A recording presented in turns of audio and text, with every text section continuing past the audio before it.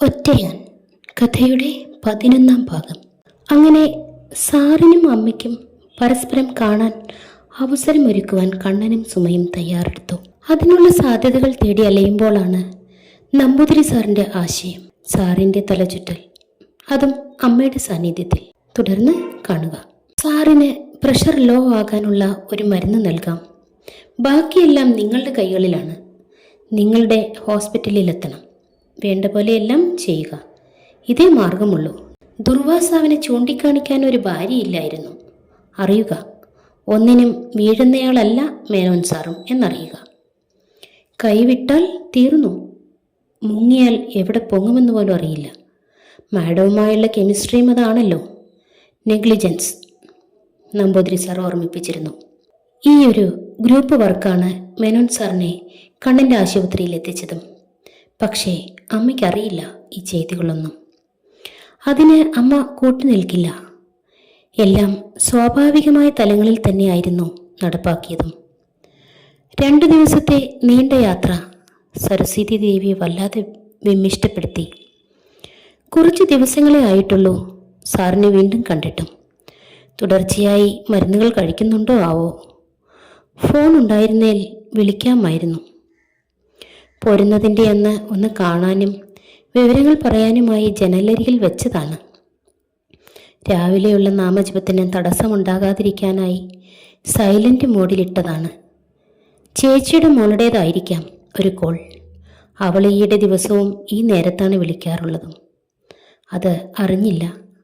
Call വൈബ്രേഷനിൽ silent ആയതിനാൽ നീങ്ങി ജനലിന് പുറത്തേക്ക് വീണു. 10ാം നിലയിൽ നിന്ന് താഴെ കോൺക്രീറ്റ് ടൈലിലേക്ക് വീണാലുള്ള അവസ്ഥ എന്താകും? തകർന്ന് തരിപ്പണമായി.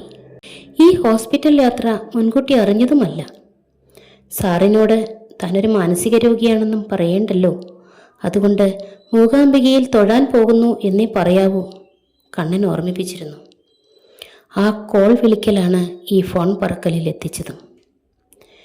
ട്രീറ്റ്മെൻറ്റിനിടെ ECGയിലെ വേരിയേഷനാണ് ഒരു ദിവസം കൂടി പിടിച്ചു കിടത്തിയതും. ആ വേരിയേഷൻ തൻ്റെ ചിന്തകളുടെയും വിരഹത്തിൻ്റെതുമായിരുന്നെന്ന് പാവം മെഷീൻ അറിയില്ലല്ലോ. ആ വേർപാടിലാണ് ഹൃദയത്തിൻ്റെ ദ്രുതഗതികളും.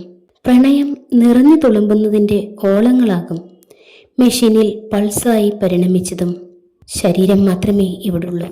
മനസ്സവിടെയാണ്, സാറിൻ്റെ കൂടെ.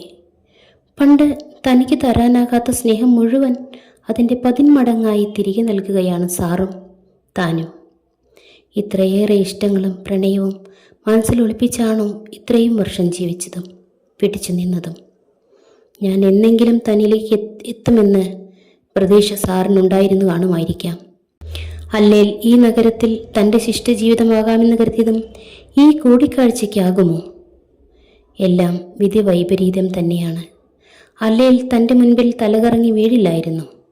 തൻ്റെ മടിയിൽ തലതാഴ്ച കിടത്താനാവില്ലായിരുന്നു. താൻ ഹോസ്പിറ്റലിൽ അദ്ദേഹത്തെ പരിചരിച്ചുകൊണ്ട് നിൽക്കാനും ആവില്ലായിരുന്നു. അതുകൊണ്ടാണ് സാറിനെ കാണാനും ഇങ്ങനെയൊക്കെ ആകാനും.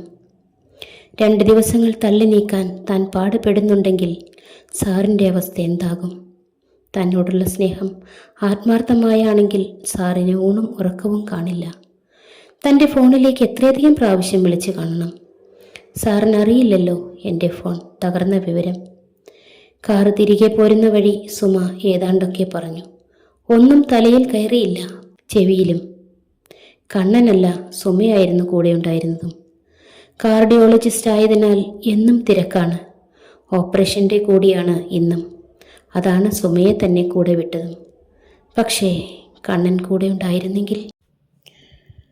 അസ്വസ്ഥതകൾ നിറയുമ്പോൾ സരസ്വതി ദേവി ഒരു സപ്പോർട്ടിനായി മകൻ്റെ സാമീപ്യം ആഗ്രഹിക്കുമ്പോൾ സരസ്വതി ദേവിക്ക് ഇത്ര ടെൻഷനാണെങ്കിൽ ഒരു വിവരവും അറിയാതെ ഒറ്റപ്പെട്ട് കഴിയുന്ന മേനോൻ സാറിന് എന്തായിരിക്കും സംഭവിച്ചിട്ടുണ്ടാവുക? കാത്തിരുന്ന് കാണാം. അടുത്ത ഭാഗം കാണുവാനായി ചാനൽ സബ്സ്ക്രൈബ് ചെയ്യാൻ മറക്കല്ലേ.